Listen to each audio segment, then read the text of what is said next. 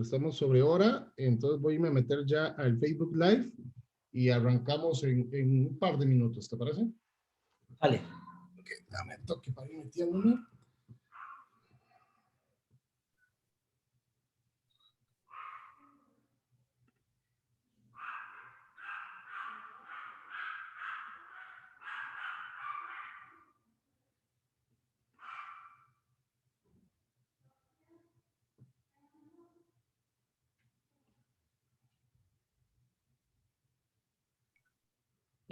¿Admito a la gente que entra o no? Si quieres, sí, ve ayudándome y los vas admitiendo porque hoy este muchacho que me ayuda no está, entonces estoy solo y aquí estoy viendo a ver cómo hago para ya compartir.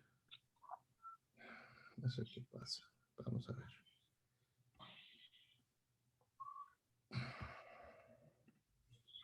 Mm,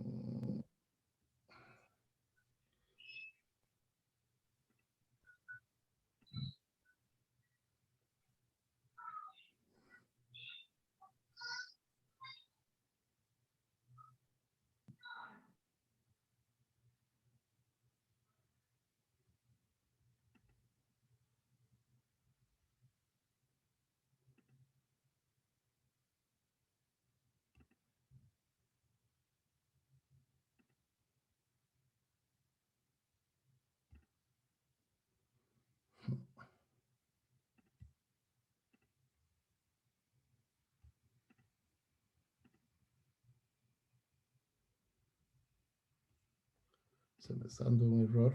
Dame un segundo, vamos a ver qué pasó.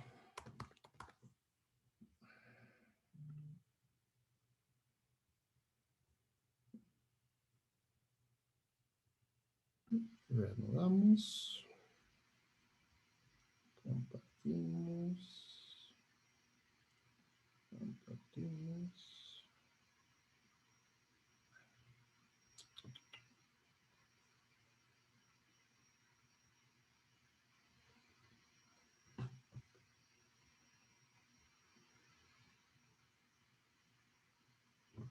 Hola, muy buenas noches, tengan todos y todas. De verdad que es un gusto tenerlos por acá. Hoy estamos lunes 29 de marzo, lunes de Semana Santa. La verdad que es todo un gusto tenerlos por acá. Vamos a esperar un par de minutitos que sigan las personas ingresando a este webinar que hemos hecho para ustedes y en unos minutitos iniciamos.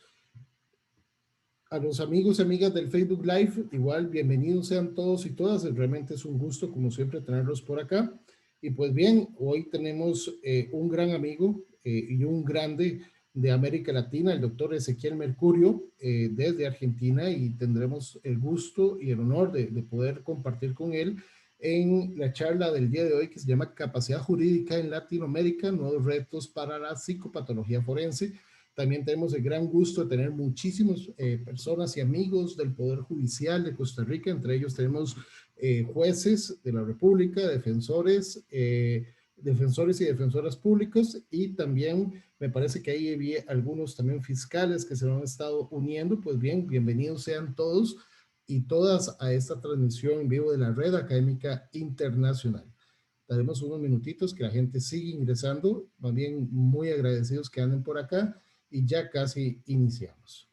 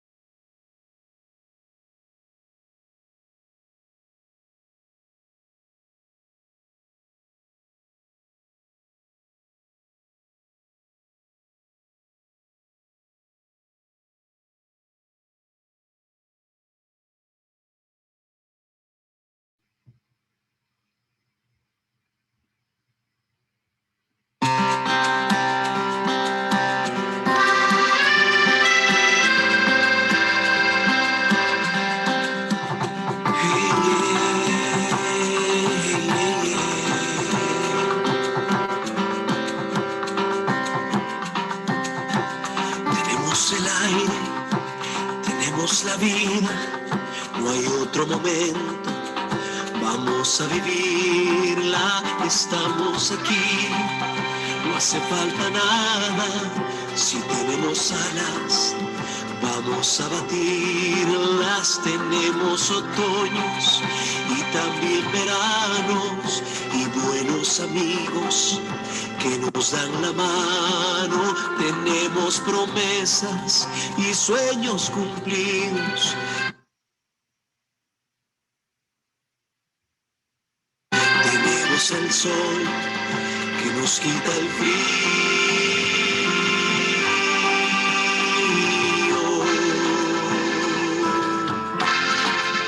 Y la primavera es mejor contigo, sin duda en invierno no hay mejor abrigo. Tengo el infinito repleto de estrellas, me quedé con una, tú eres la más bella. Y aunque nos parezca que la vida es dura, que la noche está cada vez más oscura, ya salen estrellas, mira para arriba, te tengo en mis brazos, tenemos la vida.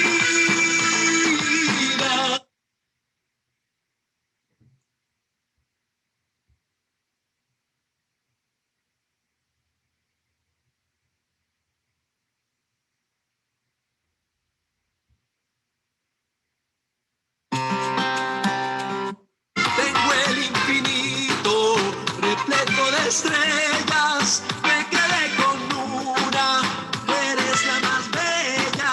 Y aunque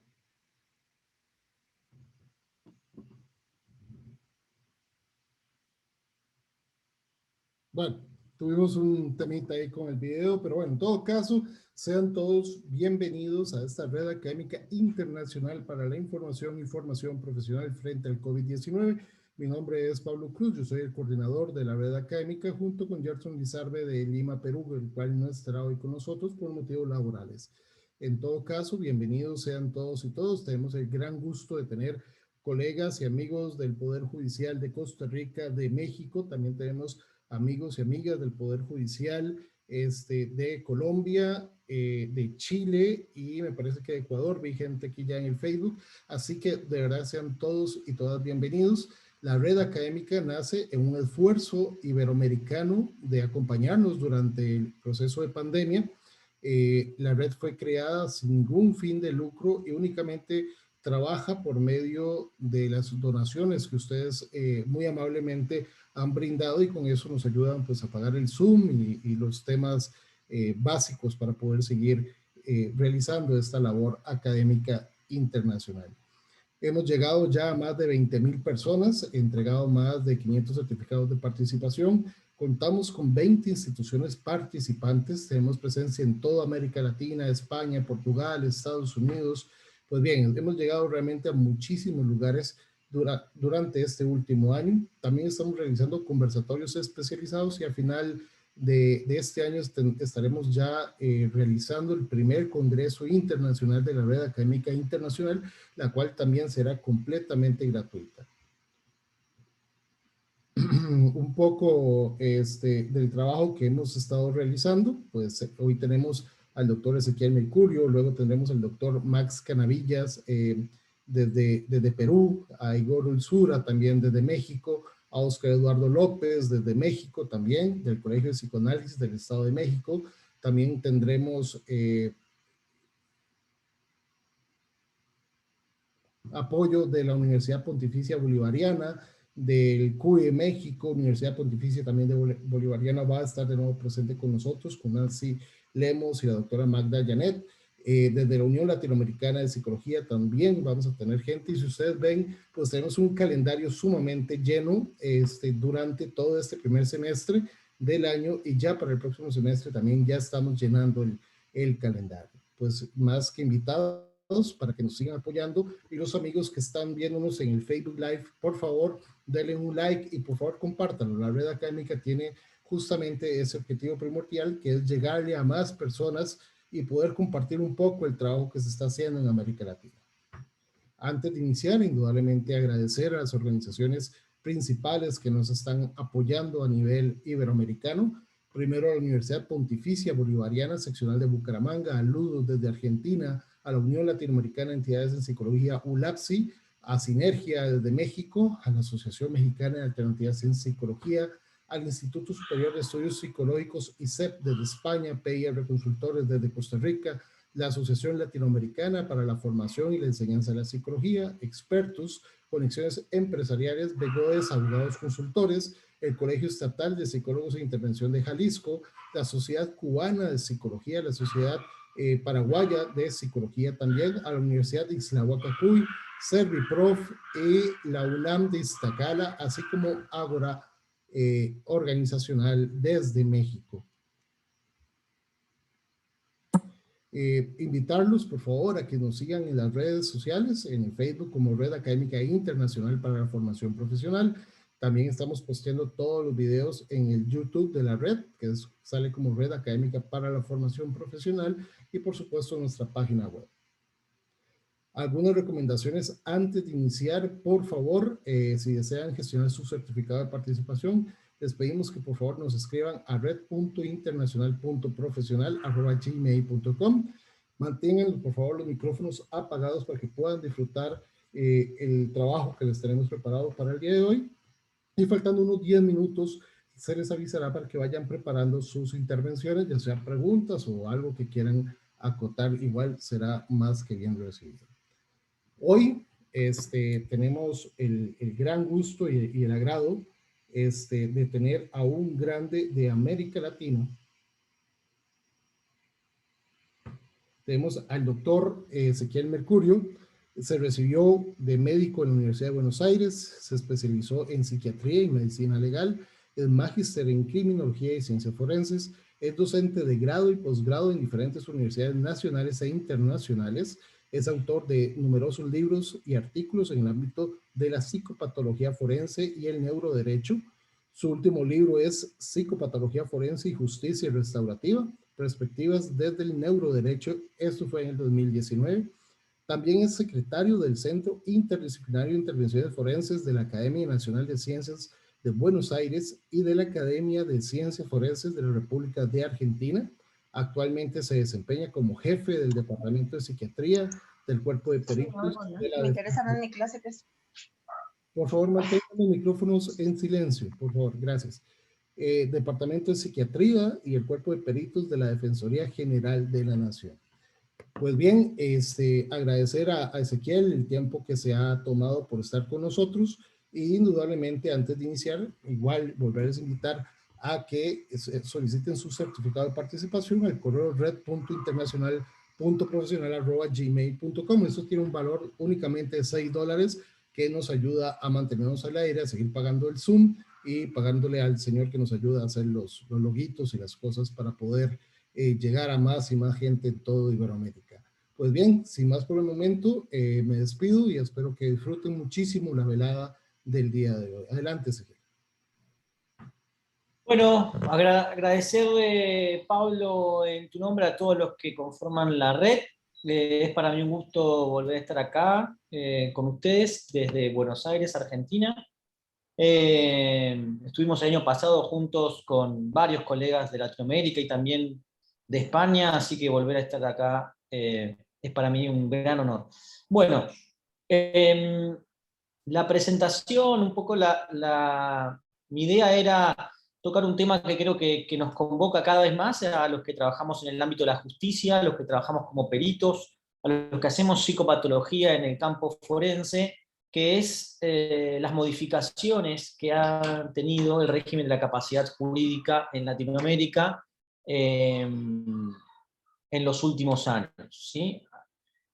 Básicamente mostrarles y conversar después un poco sobre lo que entiendo que son los nuevos desafíos que se nos presentan con respecto a estas modificaciones que ha tenido el régimen de la capacidad jurídica, y que cada vez más los peritos vamos a tener que incorporar estos temas en nuestros cursos de formación, de actualización.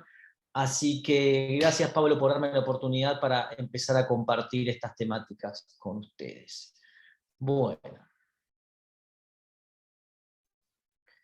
Ahí voy.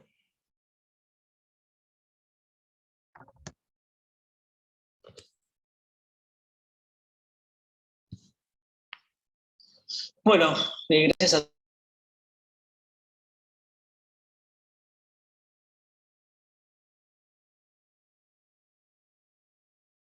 capacidad jurídica en Latinoamérica, principalmente cuáles son los nuevos retos para la psicopatología forense.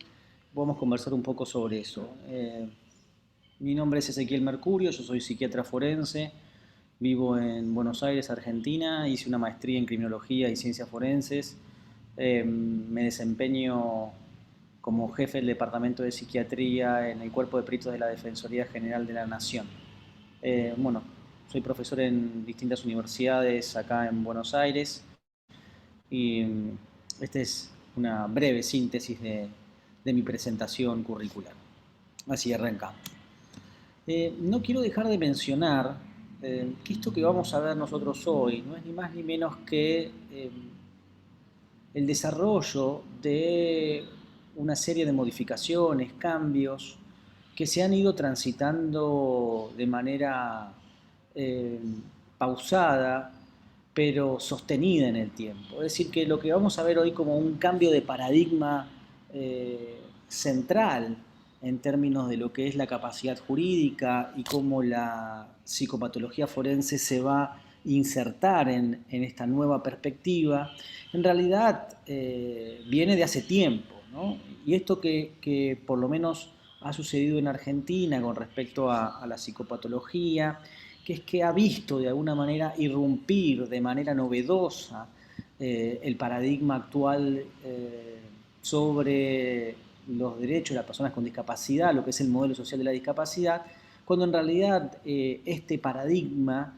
viene produciendo una serie de transformaciones y de cambios ya hace varias décadas. Como ustedes pueden ver, esto es una decisión arbitraria, digamos, podríamos quizás recapitular un poco antes, pero ya desde la década del 90, con la Declaración de Caracas y con los principios del 91, uno puede empezar a ver estas transformaciones. Gran parte de las legislaciones en salud mental en nuestros países están de alguna manera regidas por estas orientaciones que han dado los principios de Naciones Unidas del 91 para el tratamiento de las personas con padecimientos mentales. A finales de la década del 90 surge un caso ante la Corte Interamericana de Derechos Humanos de Víctor Congo versus Ecuador, donde la Corte ya empieza a delinear ciertas cuestiones relacionadas con los derechos de las personas que tienen un padecimiento mental. Y también en ese mismo año, dentro del marco de la Organización de Estados Americanos, donde en definitiva están el Sistema Interamericano de Derechos Humanos, se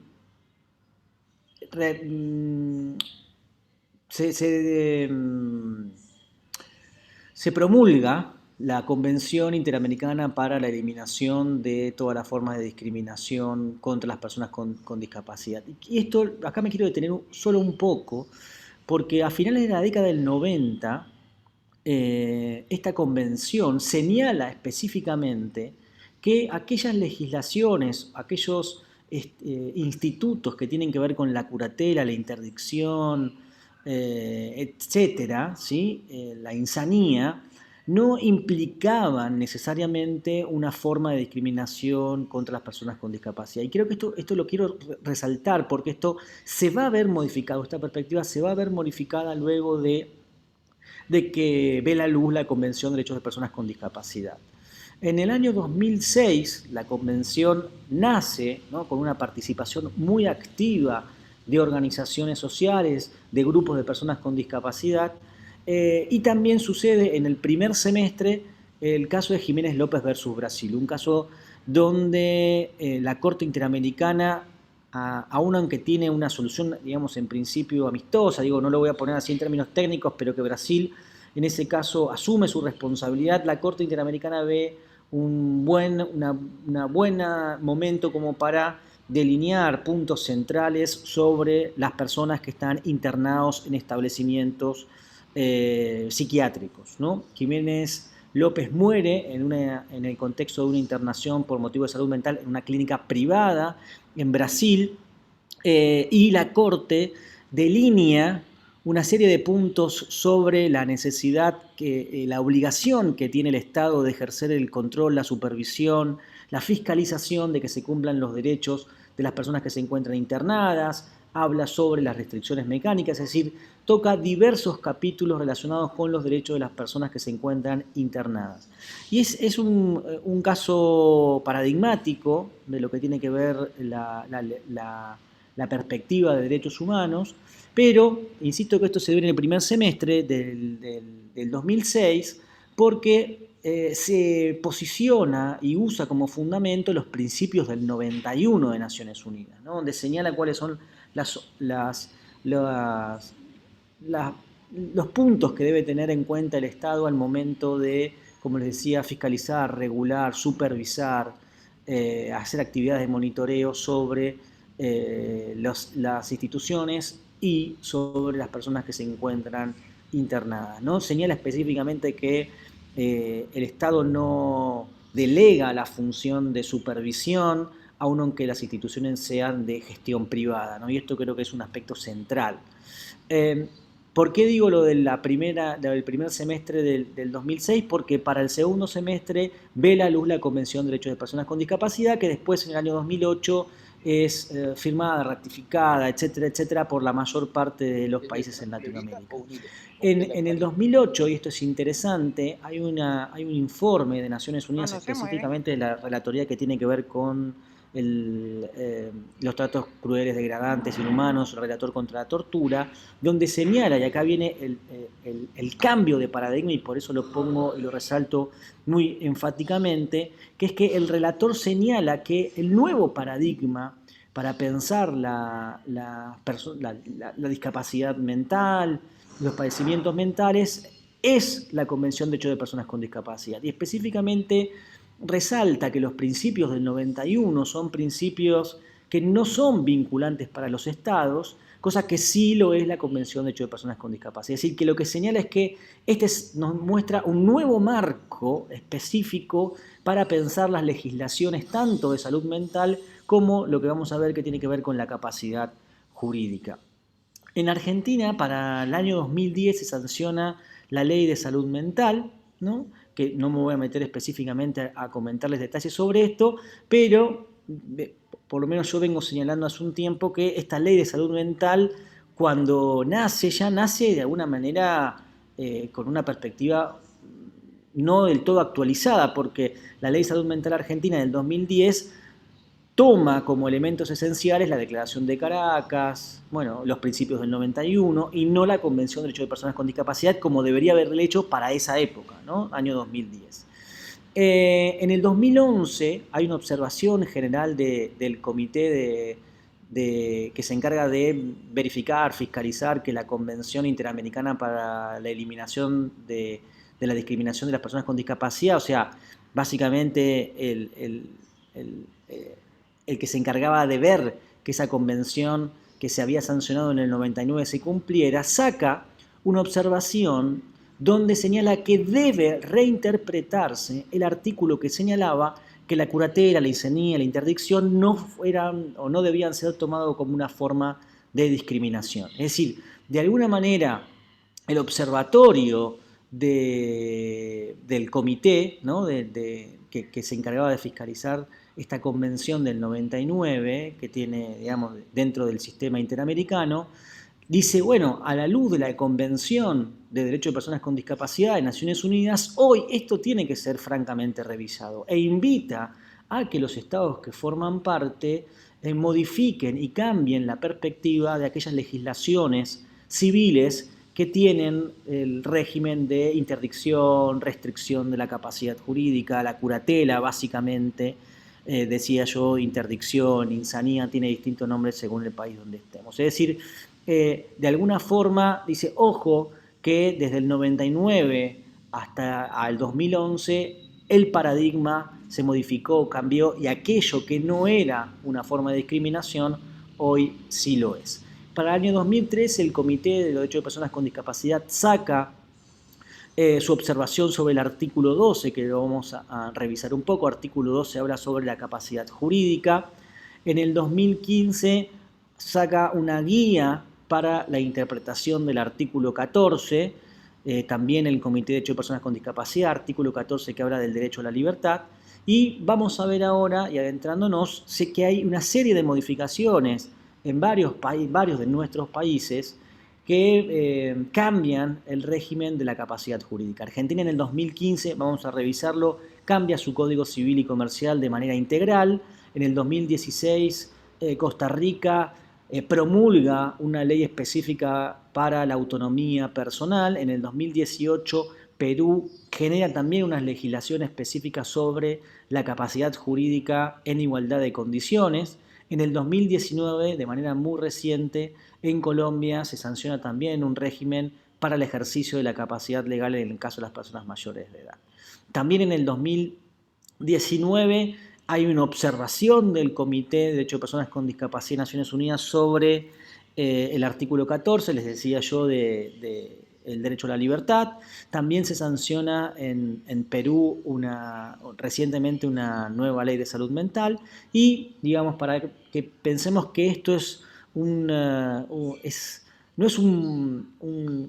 esto no son conceptos estáticos, digamos, sino que es todavía en pleno desarrollo. En el 2020, el año pasado, también el comité con otras organizaciones de derechos humanos sacaron unos lineamientos sobre el artículo 13 que tiene que ver con el acceso a la justicia.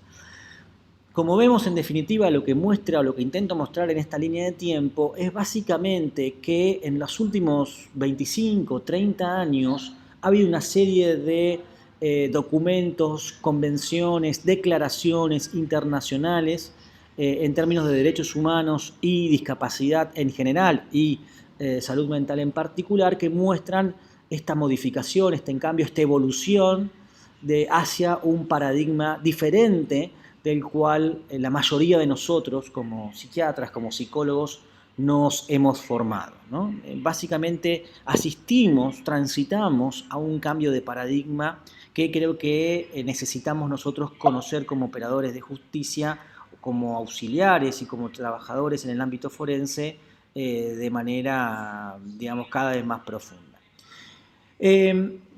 Para hacer de manera muy sucinta, refrescar algunas cuestiones que tienen que ver con la Convención de los Derechos de Personas con Discapacidad, les señalaba recién que toma el modelo social y de derechos humanos de la discapacidad. Básicamente, como conocen la mayoría de ustedes, hay y hubo 3 modelos históricamente para pensar la discapacidad o de qué manera se pensó y se desarrolló la discapacidad en términos sociales: el modelo de prescindencia, el modelo médico rehabilitador y el modelo actual, digamos, social y de derechos humanos. Lo que hace la Convención es definir a las personas con discapacidad como aquellas personas que presentan deficiencias físicas, mentales, intelectuales o sensoriales, pero que la discapacidad se define no por la deficiencia en sí misma o per se, sino por las barreras que se encuentran las personas que presentan estas deficiencias cuando intentan interactuar con la sociedad, en definitiva, ¿no? Que las barreras que le impone la sociedad los limita en su plena participación y de manera efectiva en igualdad de condiciones.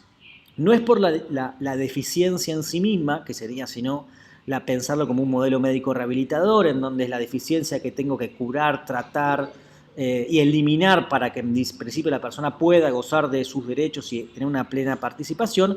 No es este modelo, sino es el modelo en que la sociedad que impone estas barreras, que genera la desventaja, y donde a partir de eso es que se va a abrir un abanico de posibilidades para generar apoyos a las personas con discapacidad, ajustes para que las personas puedan tener una participación plena y efectiva. Específicamente, en el término de lo que es salud mental y psicopatología, hoy hablamos de discapacidad intelectual, ¿sí? Podemos hablar de discapacidad mental, pero también es importante que empecemos a conocer el término de discapacidad psicosocial, ¿no? Que es, de alguna manera, las personas que tienen padecimientos mentales también internacionalmente están buscando reconocer la condición de la discapacidad psicosocial y no pensarlo únicamente como una enfermedad mental, es decir, lo que quieren traslucir con el término discapacidad psicosocial es que a la deficiencia, al trastorno, a la perturbación, a la enfermedad, se le agrega, digamos, o colisiona o interactúa de manera directa las barreras sociales, ¿no? Desde barreras principalmente en lo que tiene que ver salud mental, principalmente actitudinales con respecto a las personas que tienen algún padecimiento mental, ¿no? Da estas definiciones, ¿no? Digo que están también en constante evolución y modificación, y yo voy a hacer hincapié en lo que considero los 3 artículos que a nuestro quehacer desde el punto de vista forense son centrales. Esto no quiere decir que todo lo demás no sea importante, pero hoy me voy a delimitar, voy a demarcar aquellos artículos que creo que son centrales para pensar la injerencia de la psicopatología forense en el nuevo régimen de la capacidad jurídica. Uno es el artículo 12, el 13 y el 14. Les decía, artículo 12 habla del derecho a la capacidad jurídica de las personas con discapacidad, señala el derecho que tienen y la obligación que tienen los estados de brindar acceso a los apoyos para que las personas puedan tener un real ejercicio de esa capacidad jurídica, y también la necesidad y la obligación que surge de que se generen mecanismos de salvaguardas para evitar los abusos que puedan sufrir las personas con discapacidad intelectual o psicosocial. El artículo 13, les decía, habla del acceso a la justicia, y por eso también es importante. Nosotros como peritos tenemos que tener en cuenta que cuando evaluamos una persona, cuando una persona asiste a un consultorio médico legal, psicológico forense, tenemos que realizar ajustes, ¿no? En definitiva, para que la persona comprenda cuál es el motivo de la evaluación, comprenda cuál es la finalidad, pueda participar de manera libre e informada de esa evaluación, ¿no? Esto sería parte de entender por qué las evaluaciones forenses también son parte del acceso a la justicia. Para eso se habla de ajustes de procedimiento, específicamente de acceso a la justicia, y creo que es central, y podemos pensar que este encuentro forma parte de cumplir con la obligación que tienen nuestros estados cuando firmamos la convención, que es la capacitación de todos los actores de la justicia. Esto incluye no solamente a peritos, jueces, abogados, fiscales, defensores, digamos, abogados que litigan de manera privada, sino también a policías, personal penitenciario, etc. El artículo 14, que también les nombré hace un ratito, habla del derecho a la libertad, ¿no? El derecho que tienen las personas de no ser privados de su libertad de manera arbitraria o ilegal, y vamos a ver que ahí se abre todo un punto de tensión sobre las legislaciones en salud mental y las internaciones por motivos de salud mental. No va a ser el punto central de la charla de hoy, pero es importante también que lo conozcamos y encontremos también los puntos de tensión que ahí se presentan. Les decía yo que en el 2013 el comité saca una observación sobre el artículo 12, porque lo que comentan es que había interpretaciones muy diversas de los estados a cómo debía interpretarse este artículo, y señala alineamientos muy claros y muy específicos que en definitiva son lo que se traslucen posteriormente en las modificaciones o cambios de nuestras legislaciones. Este modelo es el modelo basado en los apoyos, es decir, la observación lo que hace, como les decía, es delimitar, demarcar, delinear de manera muy precisa cuál debería ser el espíritu en el que tenga que interpretarse este artículo 12 del derecho a la capacidad jurídica. Y señala que específicamente es el pasar de un modelo basado en la sustitución de la capacidad, el modelo que nosotros teníamos, ¿no? La mayor parte de los países de Latinoamérica sigue teniéndolo de alguna u otra forma, es decir, un modelo basado en un curador, en un tutor, vamos a ponerle así, en alguien que reemplaza la voluntad de la persona con discapacidad a partir de un proceso judicial, un proceso de interdicción, ¿no? En algunos casos también existe la inhabilitación, pero que en definitiva se basa en la sustitución de la voluntad, ¿no? Para pasar a un modelo basado en los apoyos. Esta idea de reconocerle a las personas con discapacidad su derecho a la autonomía personal y a la toma de sus propias decisiones. Es decir, que específicamente a esta observación, que es muy importante, señala que las prácticas en las que se fundaban, digo, nuestros códigos civiles, porque Argentina, Costa Rica, Colombia, Perú, próximamente seguramente México, Chile también se sumen a esto, pero que nuestros códigos lo que hacían era sustituir la voluntad, ¿no? Y a partir de esto surgían también una serie de otras prácticas que tenían que ver, por ejemplo, con el internamiento forzoso, el internamiento involuntario de tipo judicial, donde los jueces tenían la potestad de derivar o realizar órdenes de internación a los pacientes con problemáticas en salud mental, o los tratamientos obligatorios. Lo que señalan específicamente es que también estas prácticas de la curatela, de la insanía, de la interdicción, en definitiva lo que hacían o lo que hacen en muchos países todavía es limitar el ejercicio de ciertos derechos por considerar que no se tiene la capacidad jurídica suficiente. Como por ejemplo, los pacientes que tenían una interdicción a un curador no podían votar, no podían casarse, no podían testar, no podían ejercer su patria potestad, en muchos casos eran internados judicialmente, no podían sacar un crédito, no podían tomar préstamos, no podían suscribir contratos, etcétera, etcétera, ¿no? Con lo cual, lo que busca la Convención es salir de ese modelo basado en la sustitución a un modelo de apoyos, y yo voy a agregarle apoyos y ajustes. En definitiva, lo que señala es que todas las personas son titulares de una personalidad jurídica y que todos tienen una capacidad legal, este derecho a la capacidad jurídica. Ahora vamos a ver qué diferencia entre la capacidad jurídica y la capacidad mental. Y para adelantarme un poco, el Estado tiene la obligación de aquellas personas que tengan un padecimiento, una alteración, una perturbación mental, una enfermedad mental, una discapacidad psicosocial, una discapacidad intelectual, una deficiencia mental, como quieran ponerle, en que en definitiva esto haga que tengan limitaciones en su capacidad mental, vamos a ver.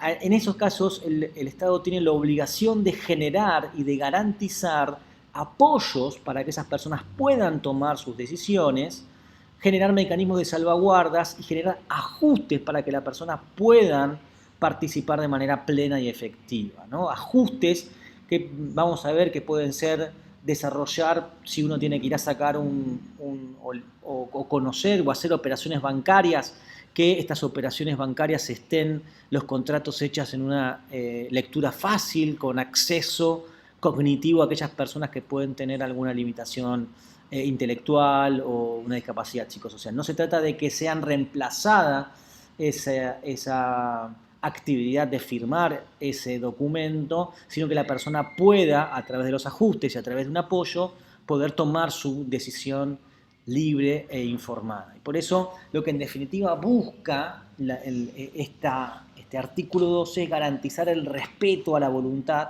y a los propios intereses de las personas con discapacidad. Les decía yo recién que lo que hace es diferenciar la capacidad jurídica de la capacidad mental, y lo que señala es que la capacidad jurídica es la capacidad de ser titular de derechos y obligaciones, y esto implica tener la capacidad legal, en tanto la capacidad mental es la capacidad para ejercer esos derechos y, en definitiva, tener la legitimación para actuar. Lo que en términos de derecho civil los doctrinarios han señalado la capacidad de goce y la capacidad de ejercicio de estos criterios estáticos, ¿no? Esta capacidad jurídica que es inherente al sujeto, inherente a la propia persona, y la capacidad de ejercicio como un concepto dinámico, que esa capacidad de ejercicio va a variar, en definitiva la capacidad mental va a variar dependiendo de las personas, ¿sí?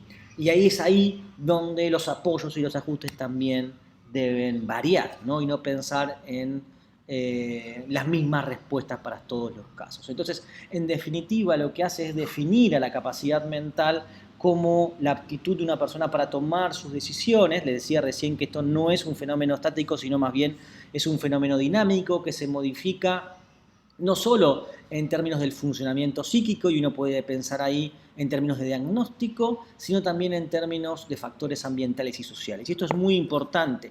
Ya nosotros no podemos pensar el ejercicio de la capacidad únicamente a partir del diagnóstico, ¿no? Como muchas veces se sostenía de que determinados diagnósticos estaban impedidos per se para el ejercicio de la capacidad, ¿no? La idea es tratar de salir de esas posturas rígidas y pensar más allá del diagnóstico y pensar en clave de ajustes y apoyos. Es decir, ya no lo que no puede, sino de qué manera puede hacer y tomar decisiones la persona, ¿no?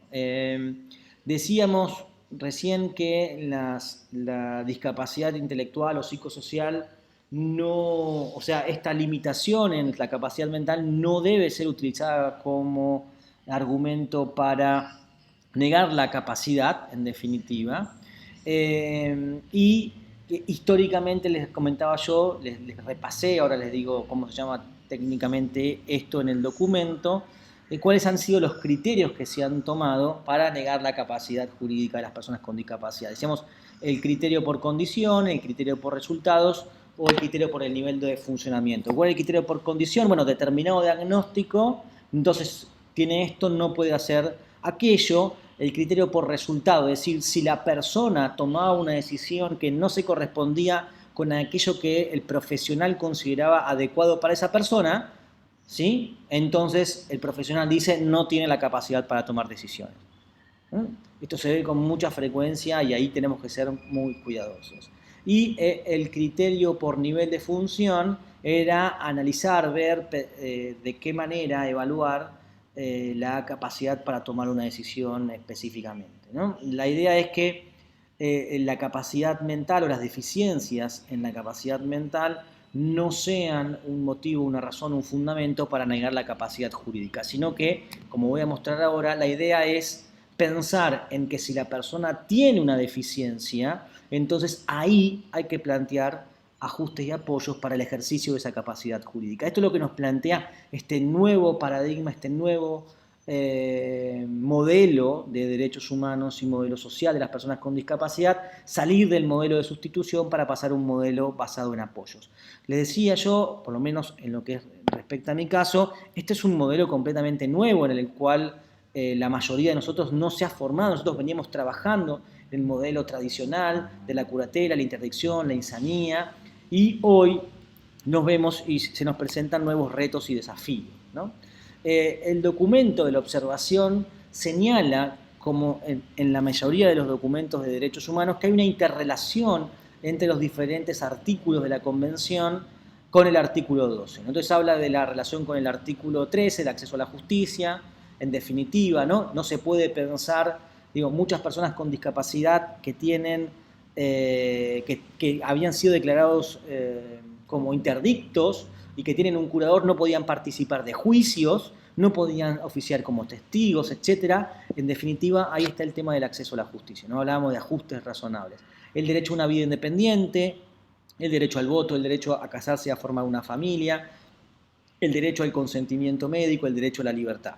En definitiva, si pensamos en la capacidad jurídica, de esa capacidad jurídica va a haber una múltiple interrelación con diversos artículos de la Convención, y nosotros tenemos que pensar de que este es, sin dudas, uno de los artículos de la Convención fundante, porque planteaba recién cómo se relaciona con múltiples artículos, ¿no? En definitiva, decíamos, las personas declaradas interdictas, por ejemplo, no podían ejercer la patria potestad, ¿no? Entonces eso iría en contra del artículo 23, que habla del derecho de las personas con discapacidad a casarse, a formar una familia, a tener su propio plan de vida, ¿no? Entonces, a partir de, ven cómo ahí la capacidad jurídica se liga, se relaciona con múltiples artículos de la Convención.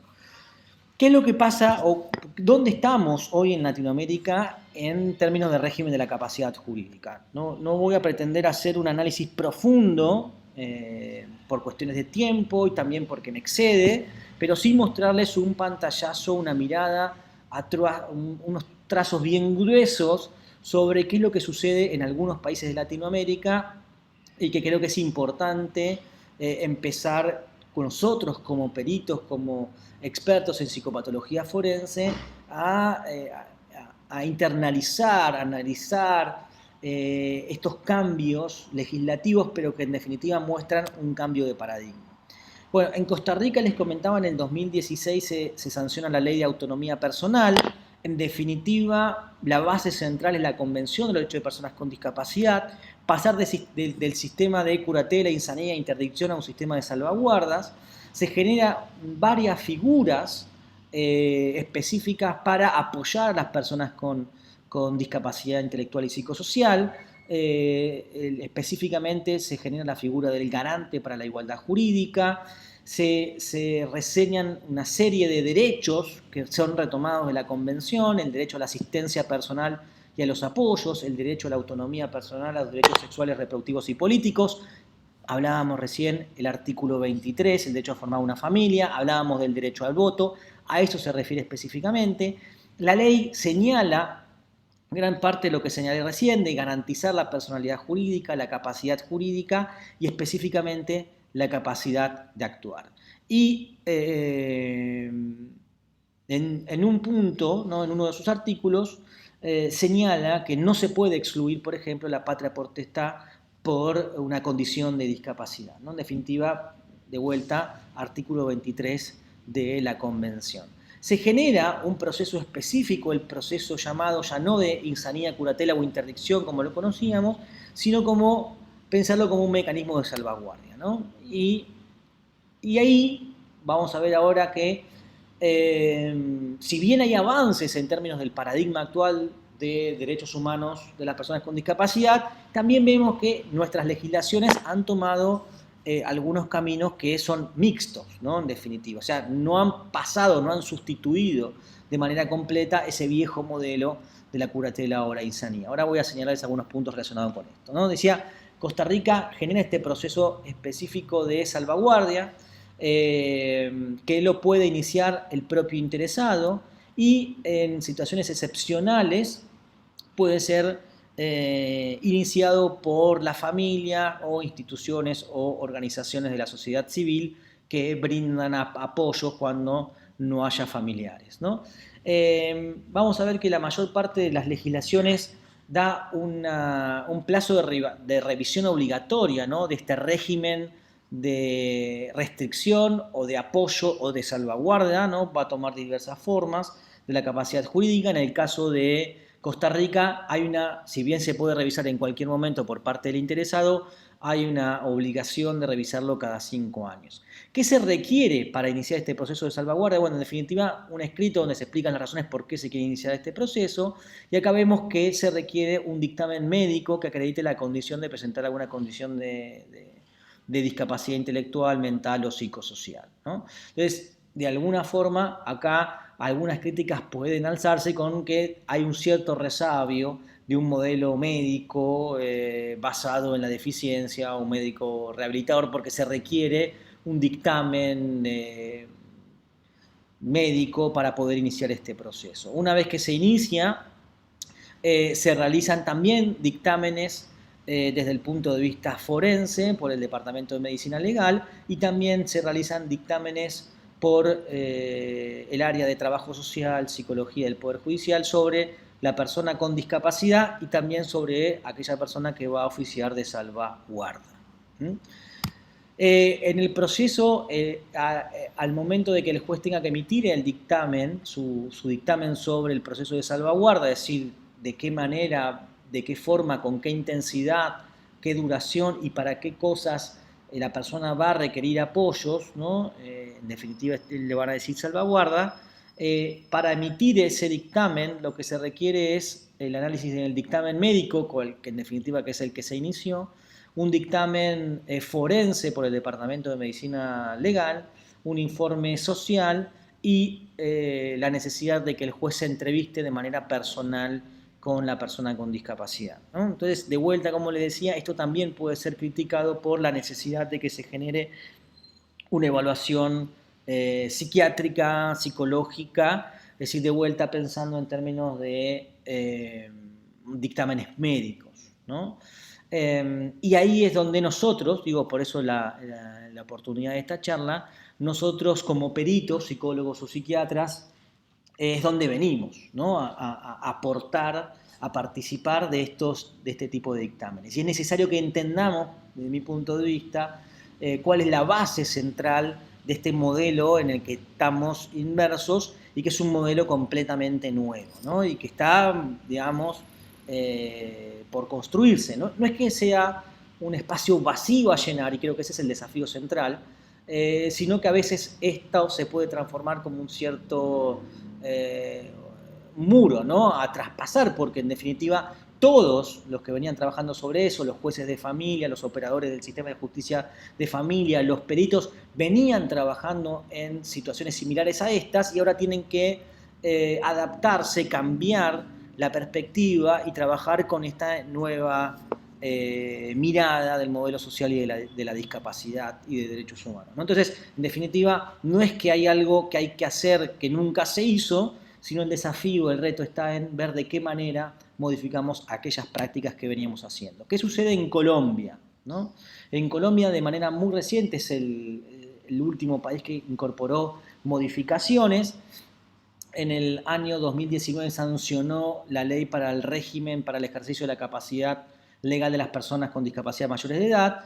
Es una legislación que modifica diversas leyes, ¿no? Y dentro de esas cuestiones nodulares que tienen que ver con el Código Civil, el Código Procesal, Código General Procesal.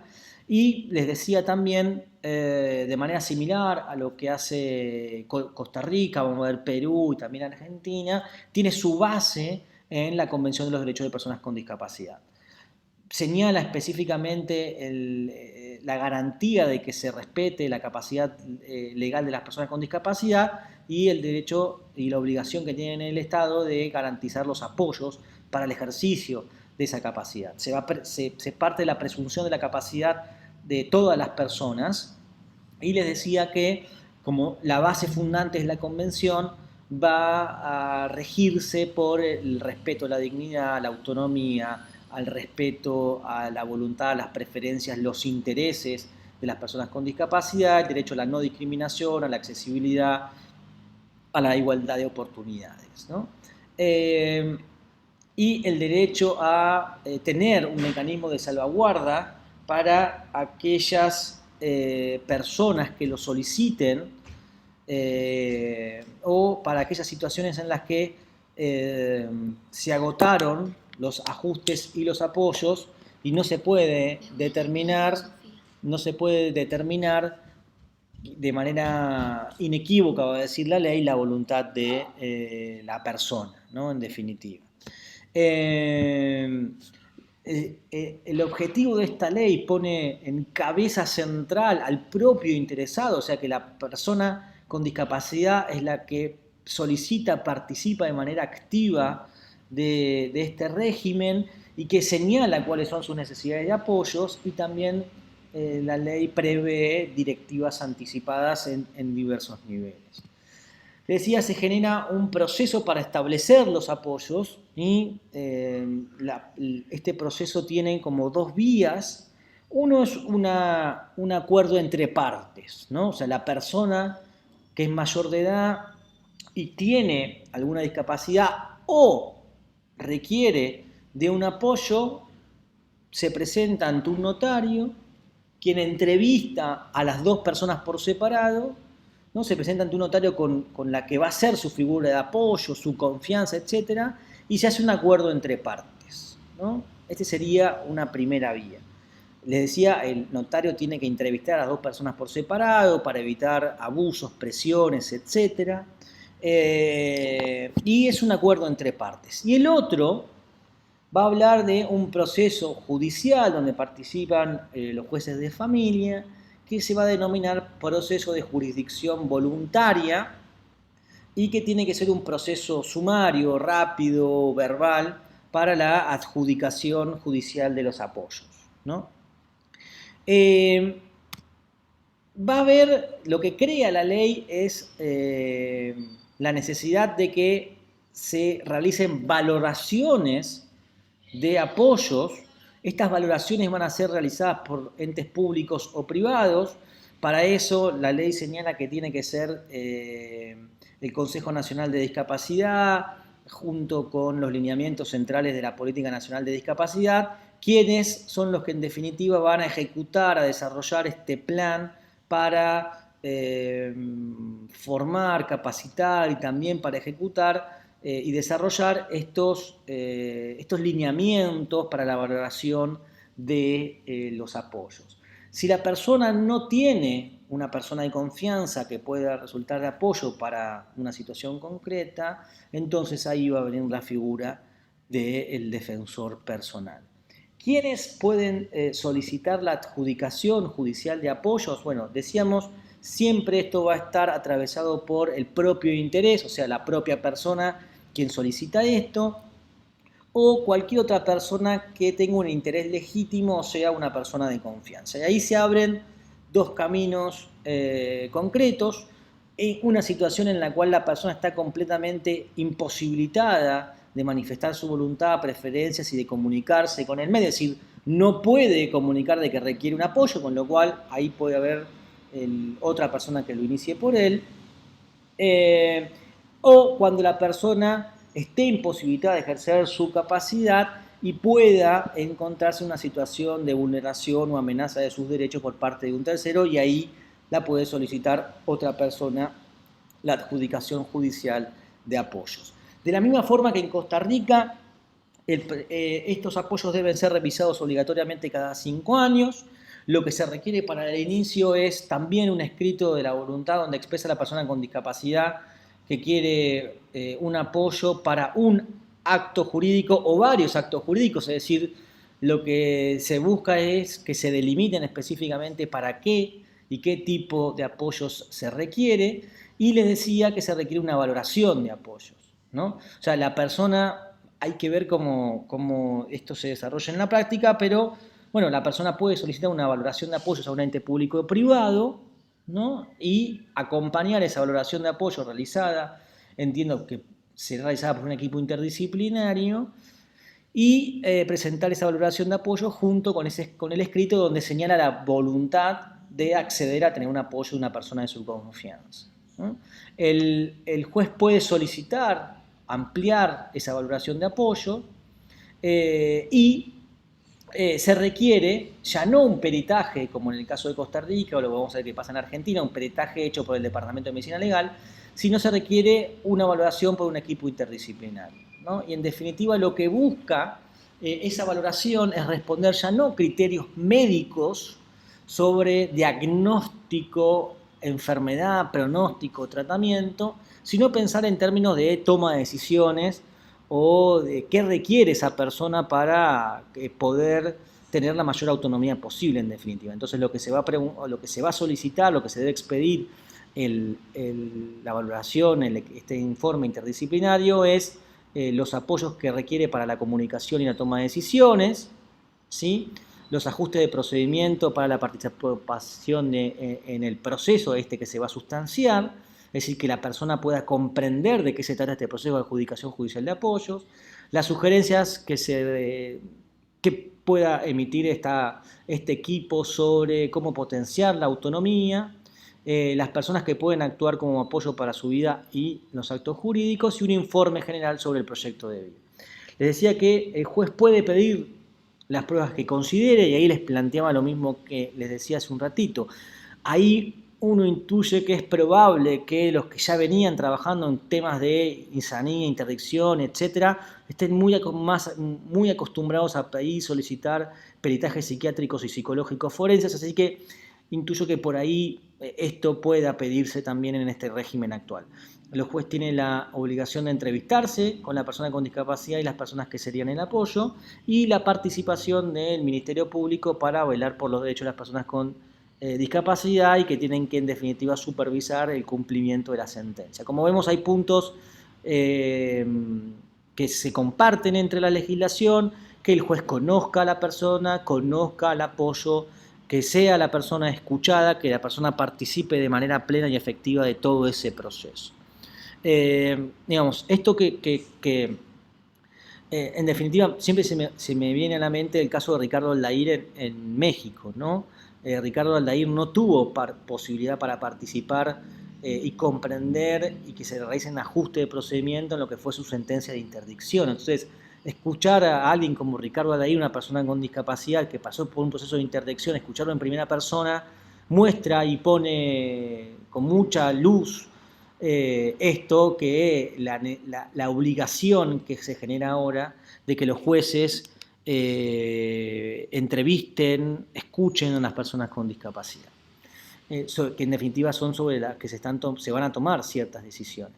Decía entonces que el juez va a emitir una sentencia específicamente señalando qué actos están delimitados y qué tipo de apoyos se requieren. Se van a individualizar cuáles van a ser las personas designadas como apoyos, qué funciones va a tener cada una. Bueno, en definitiva, cuáles van a ser los programas de acompañamiento para que la persona tenga el mayor nivel de autonomía posible. Y el juez no va a poder pronunciarse por fuera de lo que fue solicitado por la propia persona. Se van a desarrollar también mecanismos o un sistema que busque salvaguardar los intereses, el patrimonio y que la opinión de la persona sea la que prevalezca, ¿no? En definitiva, para evitar que no haya conflicto de interés o influencias entre los que son los apoyos o terceras personas sobre la persona en definitiva con discapacidad. Las personas que van a formar parte del sistema de apoyo tienen que rendir anualmente cuentas, para ponerlo así, sobre cuál fue su tarea y cómo se desarrolló.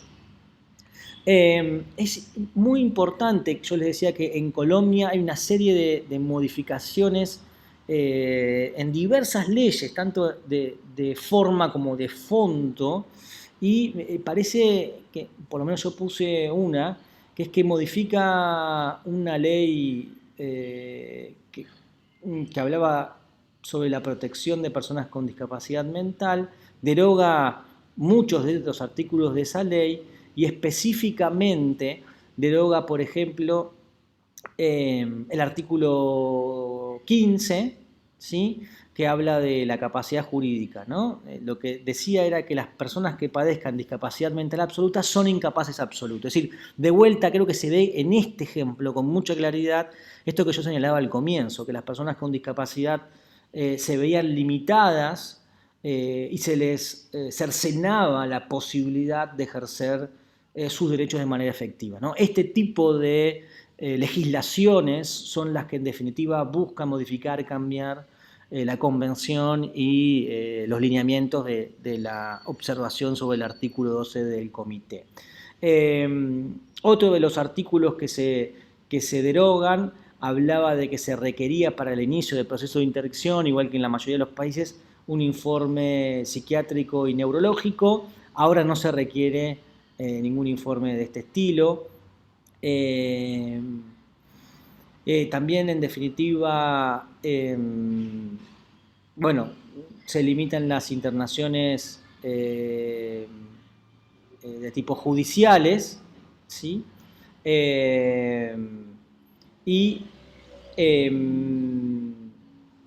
Bueno, básicamente se prescinde de la típica pericia, ¿no? Para pensarlo así, relacionada con la incapacidad, ¿no? Que la que muchos países y muchas legislaciones tenían.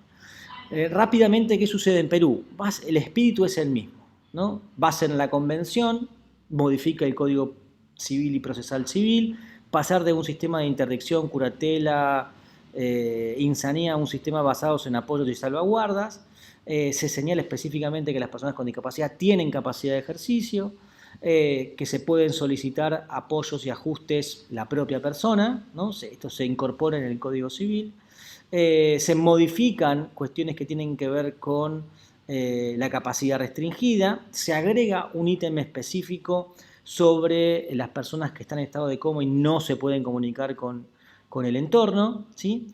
Se incorporan la noción de ajustes de procedimiento y se deroga la internación judicial de las personas incapaces. El artículo 44 del Código Civil peruano habla sobre la capacidad restringida y enumera una serie de criterios a partir de los cuales se va a considerar una restricción de la capacidad. Se modificó el término de la incapacidad absoluta y el término de incapacidad relativa, se pasó a hablar de capacidad restringida, y de lo que nos importa a nosotros, como lo que hacemos psicopatología forense, se derogaron el inciso 2 y el 3, que hablaba de que se daba una incapacidad restringida a los que tenían retraso mental o a los que tuvieran un deterioro mental que no podían expresar su voluntad. Eso se derogó y se mantuvo, voy a señalar lo que tienen que ver con el aspecto psicopatológico forense, a las personas, voy a leerlo textualmente, los ebrios habituales y los toxicómanos, ¿sí? En esos casos, sumado a los pródigos, a los que tienen una mala administración y a los que tienen una pena que va con la interacción civil, en esos casos es posible sostener una curatela. Vamos a ver que el sistema peruano quedó de una manera mixta, ¿no? Todavía tiene resabios en la terminología del viejo modelo de sustitución, ¿no? Por eso habla de los sujetos a la curatela. ¿Quiénes tienen la posibilidad, ¿no? En definitiva, de generar, de solicitar estos representantes y estos apoyos, ¿sí? Les decía, las personas que tienen la capacidad restringida, salvo las que estuvieran en situación de coma y las que no hubieran podido nombrar una figura de apoyo. ¿Y quiénes pueden designar apoyos y salvaguardas? Bueno, da una serie y enumera una serie de situaciones. Las personas con discapacidad que pueden manifestar su voluntad y contar con apoyos y salvaguardas. Las personas que no puedan entonces manifestar su voluntad, esto se puede designar de manera judicial, como los procesos que vimos anteriormente. Las personas que se encuentran, decía recién, en estado de coma y no tuvieran un apoyo específico, ¿no? Las que hubieran designado un apoyo, previamente se va a mantener ese apoyo. En definitiva, lo último tiene que ver con lo que le decía recién. Los que estuvieron en coma y no hubieran designado se pueden designar judicialmente. ¿Qué se requiere? Bueno, en definitiva, que la persona sea mayor de edad y que acceda de manera libre y voluntaria. Estos apoyos y salvaguardas son elegidos por la propia persona. ¿En qué áreas de la vida lo tienen que apoyar? Básicamente en la comunicación, en la comprensión de actos jurídicos, de las consecuencias de estos actos jurídicos y la manifestación e interpretación de la voluntad. Eso es lo que va a ser, en definitiva, el apoyo. No tiene que representar, suplir a la persona, ¿sí? Sino lo que tiene que, en definitiva, es acompañarlo y generar, en definitiva, por ahí, esas medidas que tienen que ver con ajustes, ¿no? O sea, señalar de qué manera poder ayudar a la comprensión de ese hecho jurídico, de ese acto jurídico que se va a realizar, que puede ser desde la venta de una casa, eventualmente, o firmar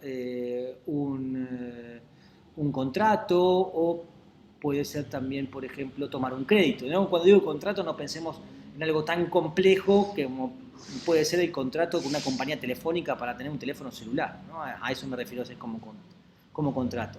Es la propia persona quien determina la forma, el alcance, la duración y la cantidad de apoyos que requiere. Esto debe ser realizado frente a un notario, ¿no? O eventualmente frente a un juez. Cuando la persona no esté en condiciones, porque no se puede comunicar, y digo, el ejemplo del coma es el más claro y el que específicamente señala, el proceso lo inicia cualquier otra persona y es el juez quien determina, en este caso, el apoyo. ¿Quiénes pueden iniciar este proceso? Bueno, básicamente la pareja, los parientes, el Ministerio Público o cualquier persona, en definitiva, que muestre algún interés específico o que vea en una situación de vulnerabilidad en alguien que es de su confianza. Y ahí. No se especifica, al menos por lo menos yo no encontré que se especificara cuánto dura este proceso de evaluación, cada cuánto tiene que reevaluarse este proceso de apoyos, y lo que se requiere de manera similar a lo que sucede en Costa Rica, un escrito explicando las razones por qué del apoyo, un dictamen médico que acredite el estado del presunto interdicto, ¿no? Esto quedó también así, y un certificado de discapacidad, ¿no? Acá también hay críticas sobre esto, ¿no? La necesidad de vuelta del ámbito médico, de certificar la discapacidad. De vuelta puede haber críticas relacionadas con este punto.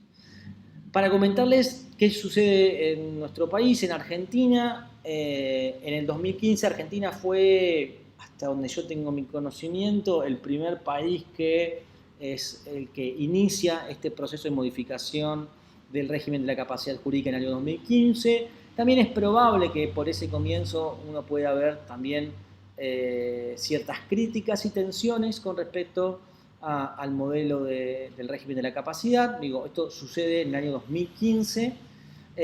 Argentina modifica de manera sustancial y profunda el Código Civil, lo une con el Código Comercial, genera una nueva categoría, que es la categoría de los adolescentes. Los adolescentes se los considera a partir de los 13 años y los que tienen menos de 18.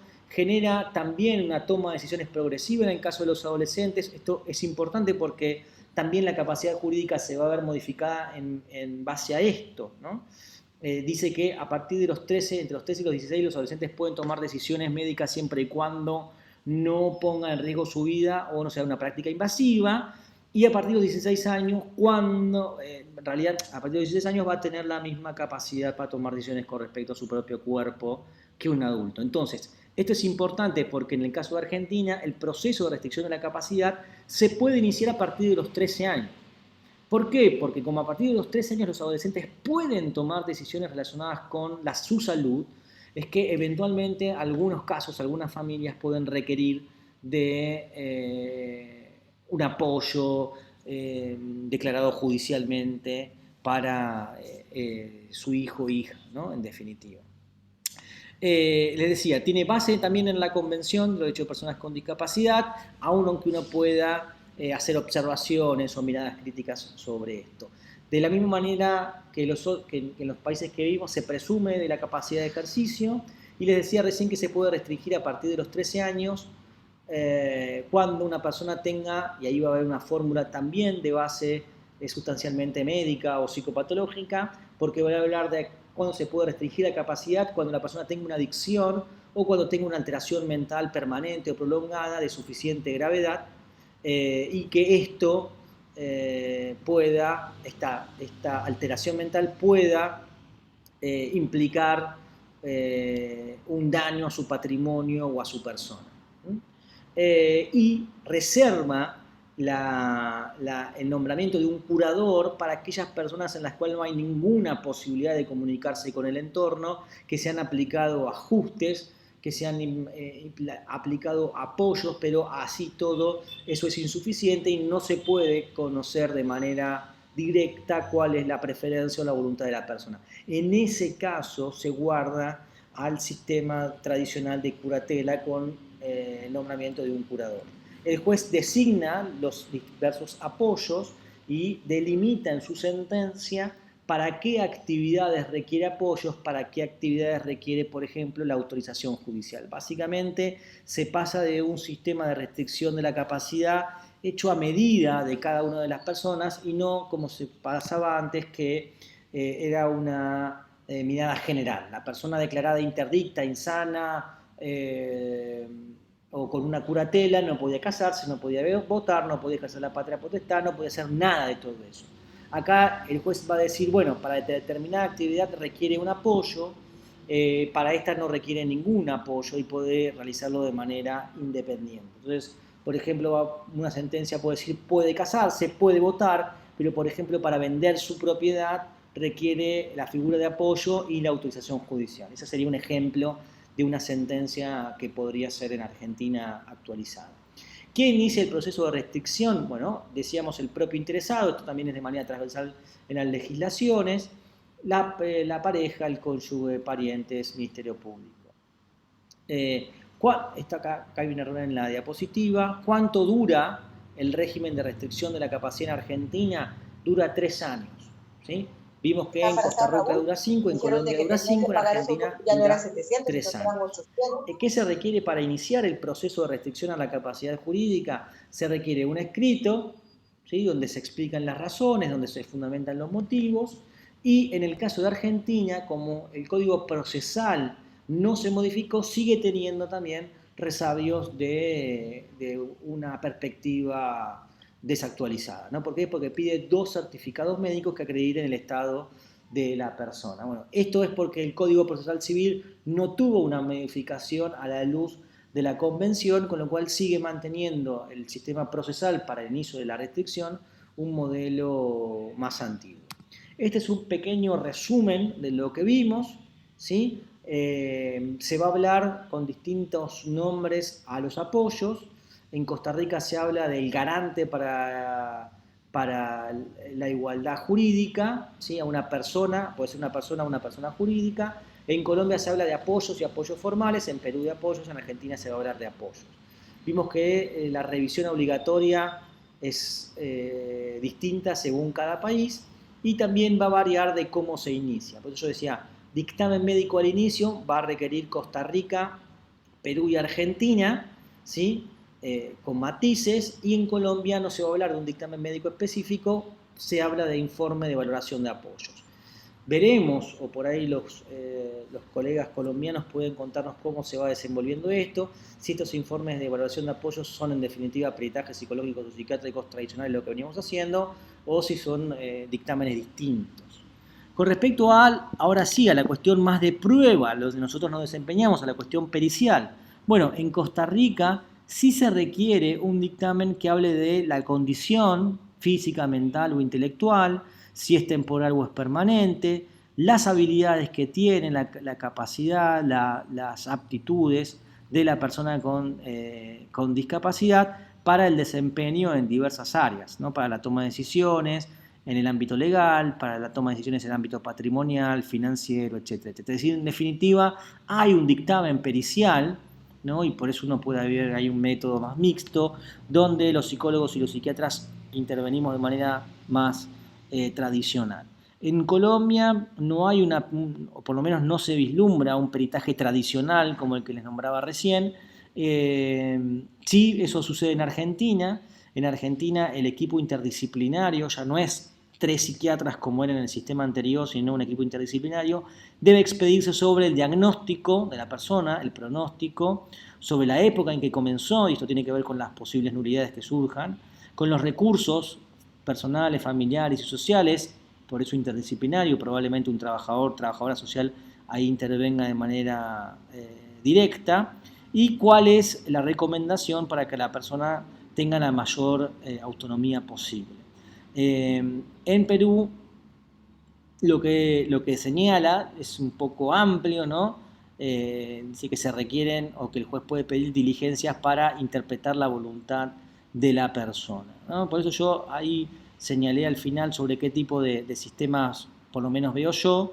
Veo que Colombia es una propuesta bien novedosa, ¿no? Que cambia el eje, ya no basándose en el diagnóstico, en la condición, sino pensando en qué apoyos puede requerir la persona, ¿no? Y los demás creo que quedaron que les decía que pueden ofrecer un criterio más mixto, donde también hay una intervención, una injerencia desde lo psicológico y psiquiátrico forense más amplia, ¿no? Bien, para ir ya terminando, que no me quiero extender mucho más, asistimos en definitiva, como les comenté muy al comienzo, a un cambio de paradigma, ¿no? Pasamos de un modelo médico rehabilitador a un modelo social y de derechos humanos de las personas con discapacidad. Esto plantea nuevos retos, nuevos desafíos a nuestro trabajo cotidiano, como peritos, como expertos en psicopatología forense. Esto nos va a requerir un abordaje distinto de la evaluación de la capacidad, de la autonomía, esto que habla la convención, bueno, de la capacidad mental, va a requerir, digamos, nuevas perspectivas, por lo menos que conozcamos este marco actual en el cual estamos desenvolviéndonos. Estas nuevas perspectivas incorporan la necesidad de que tengamos nosotros que presentar ajustes, ¿no?, a los procedimientos, que podamos recomendar ajustes al procedimiento y que podamos también evaluar la necesidad de apoyo. Ya no pensar en que la persona no puede, sino de qué manera podemos generar espacios diversos donde la persona pueda participar de manera efectiva, eficiente, con la participación de sus apoyos, de sus personas de confianza, o de qué manera podemos ajustar, en este caso, el procedimiento para que la persona pueda comprender, que pueda entender y que pueda tomar decisiones de manera autónoma, ¿no? En definitiva, respetar los intereses y la voluntad de la persona. Esto, como lo titulé en la presentación, para mí plantea nuevos desafíos, nuevos retos, nuevos escenarios para la psicología y la psiquiatría forense. Ahora, para cerrar, ¿sí?, y prometo que este sí es el cierre, contarles un poco de lo que yo veo como la experiencia en Argentina, que quizás sea uno de los países que más ha transitado estas modificaciones. Y yo les comentaba hace un rato que esto no es un espacio vacío a llenar de cero, sino, en definitiva, esto a veces se puede transformar como un muro que puede resultar como una contención, ¿no?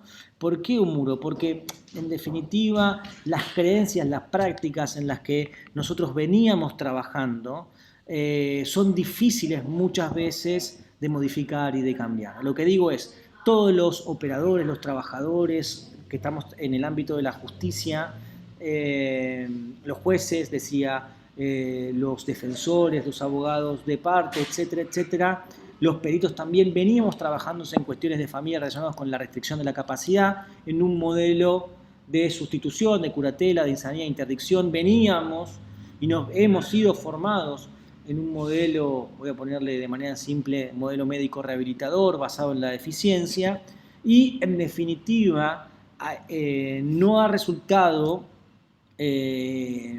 tan simple adaptarnos o cambiar, más que adaptarnos, cambiar esas viejas prácticas. Y por lo menos traerles como experiencia, al menos algunas cuestiones que yo veo, que se han adaptado las viejas prácticas al nuevo modelo, ¿no? ¿Y qué es lo que sucede? Si ahora el juez tiene que tomar una decisión sobre qué apoyos brindar, para qué actividades o qué derechos concretos debe limitar, por ahí restringir o eventualmente puede requerir apoyos, lo que se ve es que ya se pasó de la idea de que el perito le diga si la persona es insana o interdicta, para que ahora nos preguntan directamente a nosotros si la persona, por ejemplo, puede votar, puede casarse, puede ejercer la patria potestad, puede firmar un consentimiento informado, puede administrar dinero. Es decir, de alguna forma lo que se hizo fue adaptar las prácticas del viejo modelo a un nuevo modelo. Si el juez tiene que tomar una decisión sobre qué tipo de apoyos va a requerir para determinadas actividades, bueno, nos pregunta a nosotros, por ejemplo, cuestiones que tienen que ver con el derecho al voto, el derecho al ejercicio de la patria potestad, etcétera, etcétera. Cuestiones que, en definitiva, la psicopatología puede, en algún sentido, brindar algunas herramientas, algunos lineamientos que puedan ayudar al juez a tomar la decisión, pero no son los peritos quienes deban responder a estas preguntas por sí o por no. Es decir, no puede un perito, un psicólogo o un psiquiatra responder si una persona puede casarse, responder si puede votar, si puede ejercer la patria potestad, si puede administrar el dinero, etcétera, etcétera, ¿no? En definitiva, esos son derechos humanos que se han consagrado y que se han, resaltado, porque la Convención de Derechos de Personas con Discapacidad no es que brinda nuevos derechos, sino que los retoma de manera específica para las personas con discapacidad, pero no es una cuestión que deban resolver o deban responder desde el punto de vista técnico-pericial un perito. Por supuesto que esto está abierto a discusiones, abiertos a debates. Algunos peritos a estas preguntas responden por sí o por no, y por eso me parecía importante traer estas experiencias que nosotros transitamos, ¿no?, y hemos transitado en Argentina, sobre el régimen de la capacidad jurídica, ¿no? Cada país va probablemente a recorrer un camino propio en base a sus propias prácticas y a sus experiencias previas, ¿no? ahí creo que cada uno podrá eventualmente tomar alguna de estas experiencias para poder, bueno, ver qué está pasando o qué ha pasado en sus países o qué es lo que va a suceder con este nuevo perspectivas de cambios al régimen de la capacidad jurídica. Bueno, extendí un poco más de lo que tenía previsto. Les agradezco mucho su atención. Acá tienen mi correo electrónico, mis redes sociales por si desean comunicarse conmigo. Estoy a su disposición, les agradezco muchísimo su atención, que anden muy bien y hasta luego.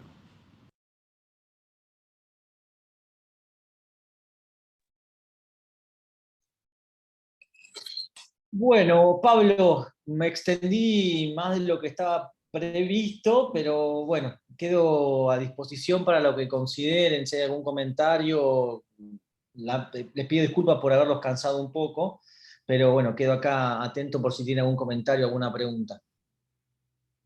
Sí, Ezequiel, claro, vamos a darle espacio a los amigos y amigas que nos están viendo por el Facebook Live también, por si desean hacer algún tipo de comentario, y los amigos que están acá en el chat directamente. Así que lo único que tienen que hacer es pues preguntarle a Ezequiel lo que gusten, o alguna duda, algún comentario, y activan sus micrófonos y la cámara si gusta.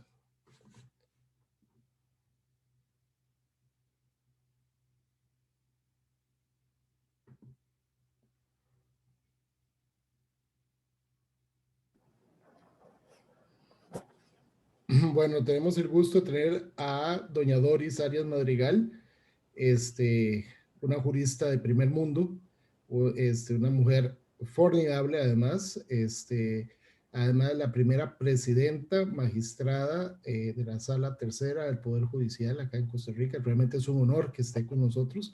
Y adelante, doña Doris, qué gusto tenerla por acá. Sí, muchas gracias.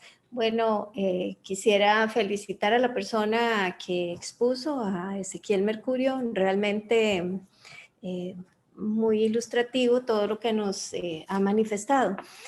Mi pregunta es en relación a qué hacen en estos países, en este nuevo sistema de apoyos, cuando se trata de la toma de la medicación de estos pacientes.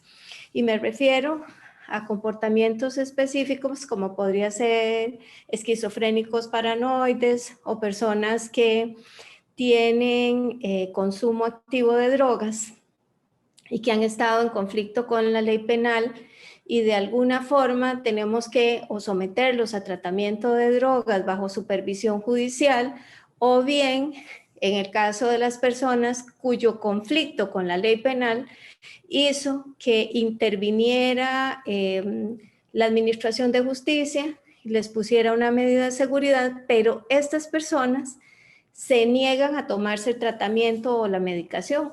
¿Qué ha ocurrido en estos casos? Muchas gracias.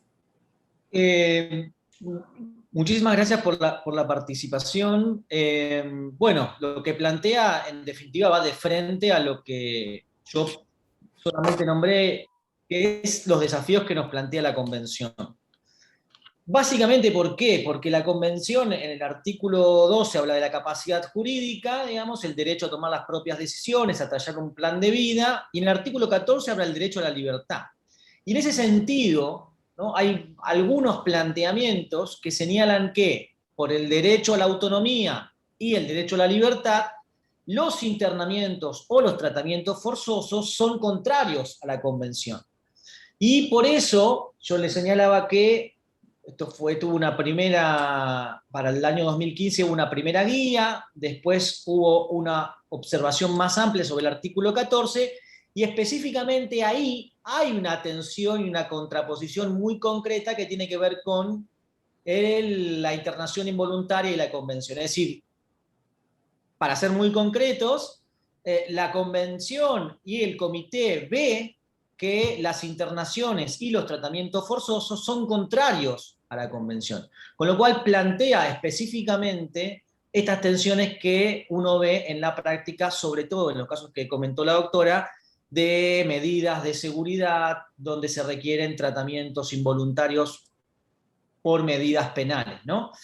En ese sentido, también hay nuevos planteamientos que señalan que, estoy nombrando los planteamientos, no estoy dando soluciones, pero para repensar que también esto trae nuevos retos, que es que si las personas tienen el derecho a la capacidad jurídica, ¿no?, y a ejercer ese derecho, entonces también tienen, previo a ajustes de procedimiento, el derecho a ser juzgados y eventualmente a ser condenados, ¿sí? Con lo cual, algunos señalan que debería revisarse la legislación penal en términos de inimputabilidad, es decir, que ya la idea de que la persona no es punible como consecuencia de un trastorno mental, a la luz de la Convención, también debería ser revisada. Es decir, la Convención es lo suficientemente nueva y todavía estamos transitando un poco los puntos más complejos que se nos presentan, sobre todo con el artículo 2 y el 14, ¿no?, la capacidad jurídica. En la práctica,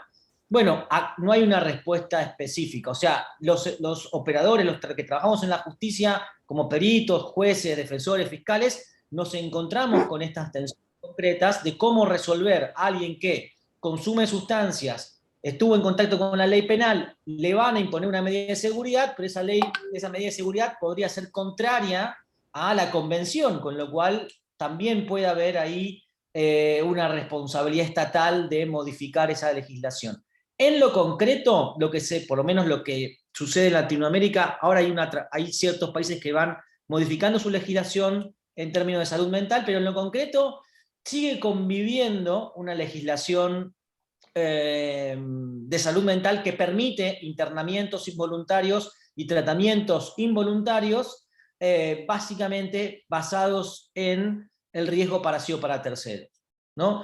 De vuelta, en definitiva, este punto concreto de los tratamientos forzosos y los internamientos forzosos por riesgo para sí o para terceros, para el comité y para la convención serían contrarios al espíritu de la convención. Bueno, en definitiva yo creo que habrá que buscar soluciones intermedias. ¿No? Esto es una opinión personal, pero que siempre, como digamos, yo trabajo como perito cotidianamente y me encuentro con estas situaciones concretas, entiendo que algunos aspectos que plantea la convención, aún en nuestros países, no son fácilmente posibles de llevar a una práctica concreta. Es decir, no hay lo suficiente tratamiento basado en la comunidad que permita hacer un seguimiento de una persona con esquizofrenia paranoide, como decía la doctora, que le permita hacer un seguimiento directo, observado, de si está tomando su medicación o si cómo va evolucionando, ¿no? Entonces, esto, en definitiva, todavía en la mayoría de nuestros países estos tratamientos basados en la comunidad no tienen la fortaleza que deberían, y bueno, y sabemos que en algunas circunstancias el no tomar la medicación, el no tener una supervisión, un control estricto, genera descompensaciones, y esto puede generar internaciones involuntarias, y ahí es donde estamos navegando. Todavía creo yo que estamos construyendo de qué manera vamos a poder llevar a la práctica concreta los desafíos que nos plantea la Convención. El estándar de la Convención es extremadamente alto en términos de respeto de los derechos de las personas con discapacidad, pero en la práctica nos encontramos con esto, ¿no? Personas que tienen una esquizofrenia paranoide y que han tenido un contacto con la justicia penal, alguien que tiene un consumo problemático de sustancias y que ha tenido un tratamiento con la justicia penal, y que sin las herramientas concretas de internamiento involuntario o una supervisión directa sobre el control, la supervisión y el seguimiento clínico, pueden agravarse su condición de salud mental, pueden descompensarse, eventualmente entrar en riesgo para sí o eventualmente tener riesgo para terceros. Yo creo que todavía, insisto, esto todavía está en construcción y en definitiva no hay, o por lo menos no encuentro yo, una solución que sea sencilla, ¿no? Digamos, por un lado, decía que la Convención plantea un estándar muy alto, pero por otro lado encontramos situaciones de la práctica concreta, cotidiana, en las que si nos paramos solo en la Convención no vamos a encontrar respuestas efectivas para resolver los casos concretos. Así que, en definitiva, para responder muy sencillamente, lo que por lo menos se ve es que hay paralelamente las leyes tanto de salud mental que permiten internaciones involuntarias o las medidas de seguridad por motivos penales que todavía conviven en nuestros países con la Convención de Derechos de Personas con Discapacidad.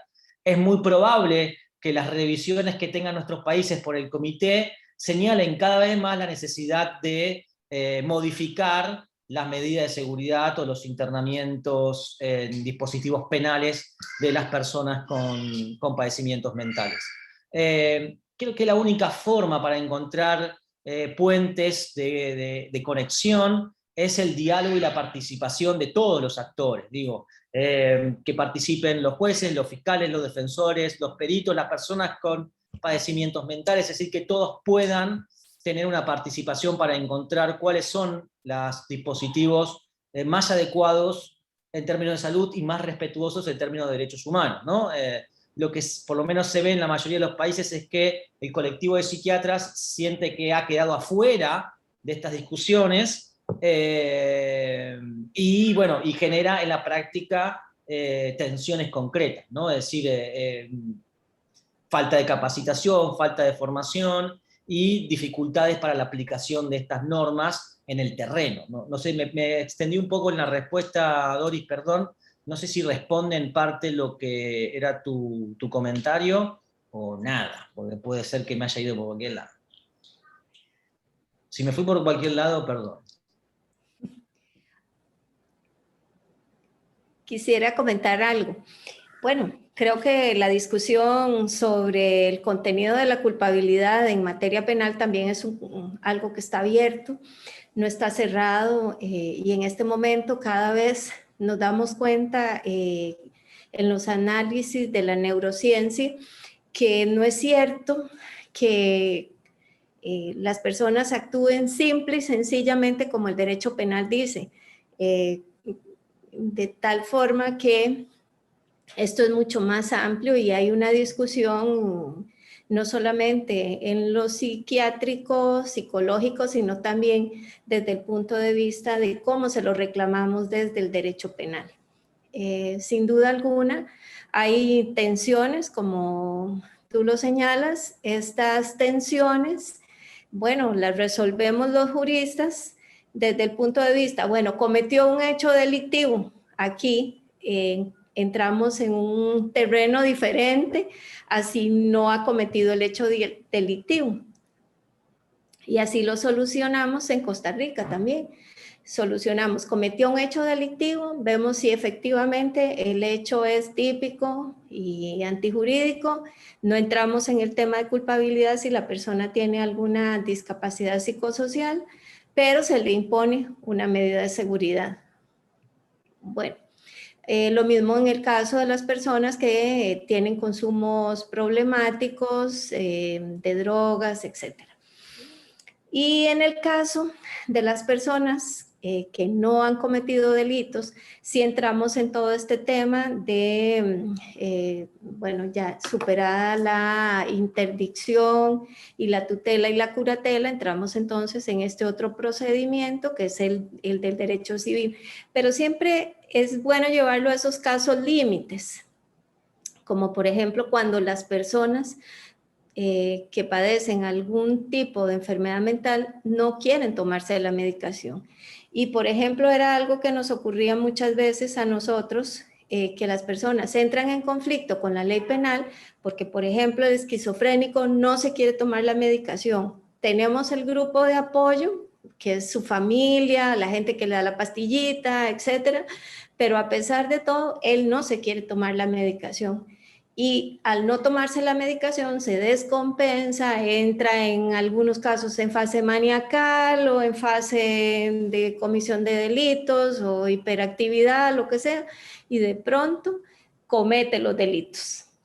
Entonces ahí es donde tenemos los casos límites.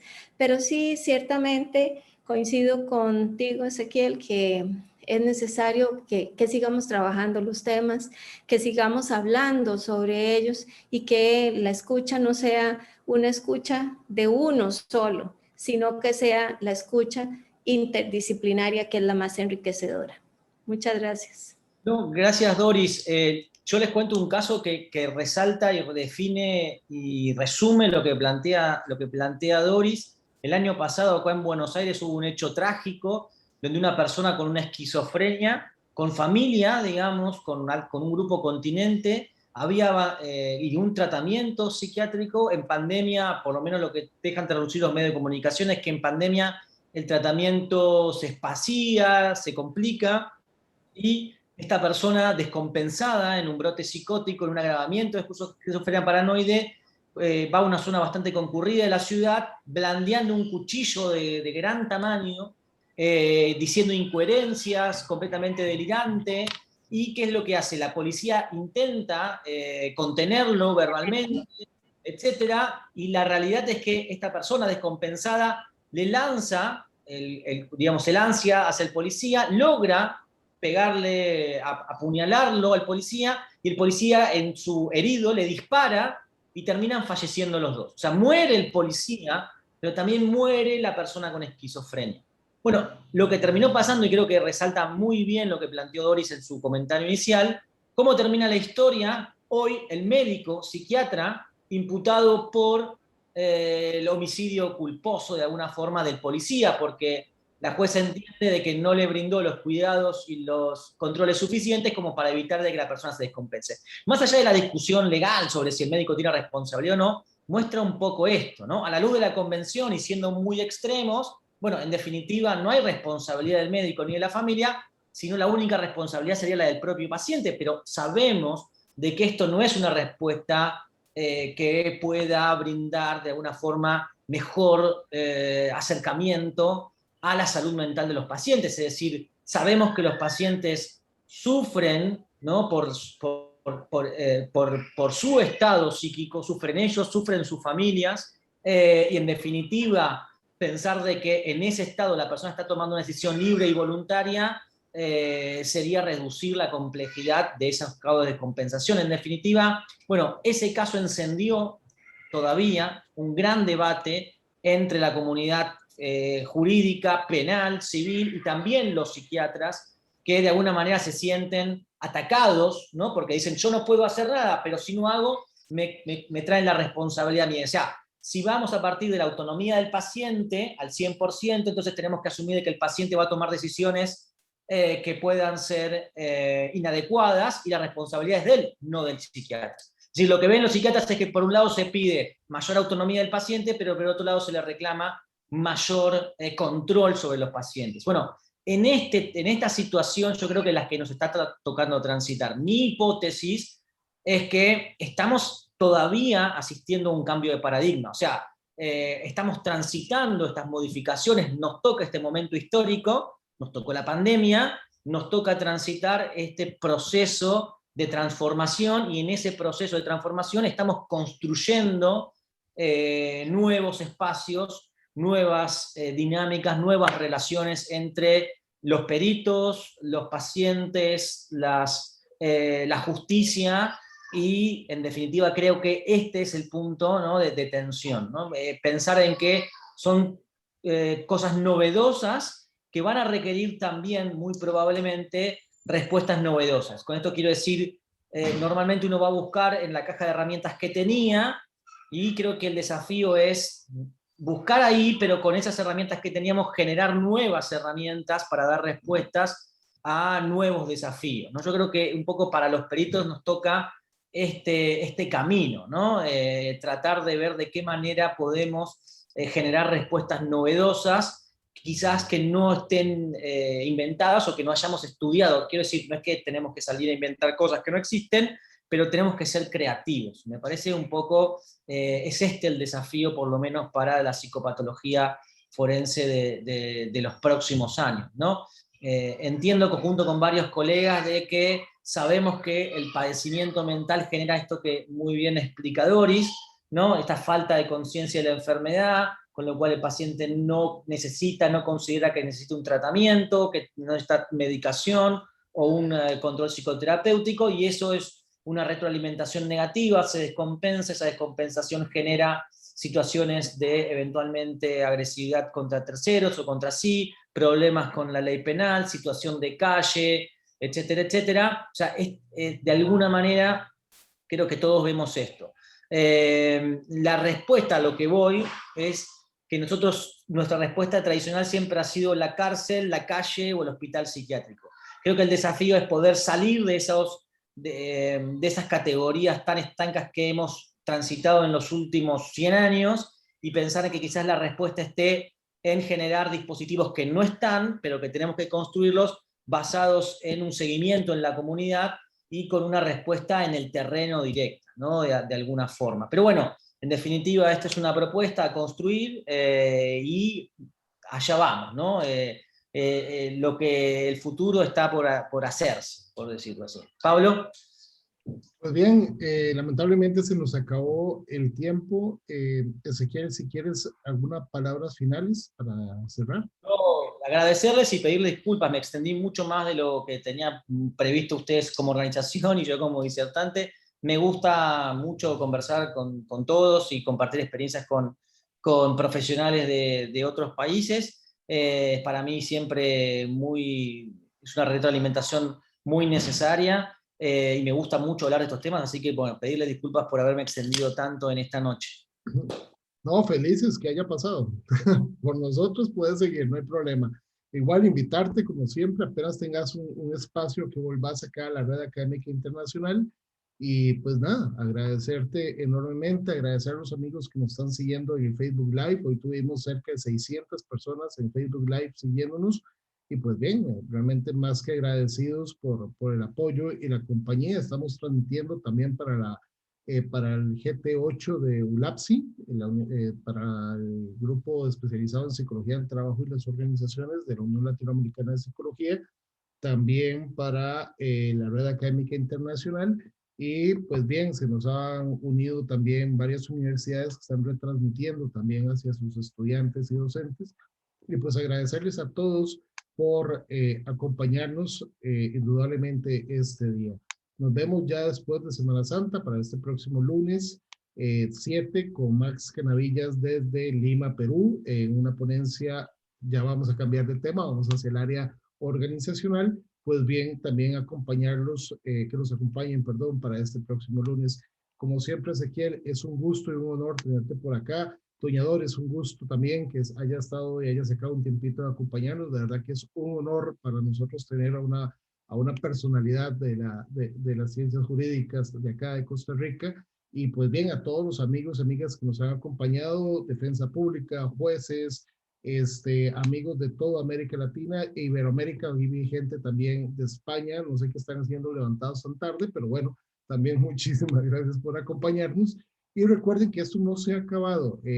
Estamos haciendo muchos esfuerzos entre nuestros países para salir de esta pandemia, pero todavía nos falta un buen tiempo. Así que no nos descuidemos, usemos todos los dispositivos de seguridad, lavémonos las manos, usemos la tapabocas y pues nada, cuidémonos en familia, en comunidad, para ir saliendo de esto, ir creciendo también como comunidad científica internacional en la mano con la Red Académica Internacional. Invitarlos también, por último, a que soliciten su certificado de participación y nada, realmente desearles una excelente semana y a cuidarnos. Un gran abrazo a todos, que tengan una excelente noche. Ezequiel, un gran abrazo a la distancia virtual y esperamos que en poco tiempo nos veamos en presencia y nos demos ese gran abrazo humano que tanto nos hace falta.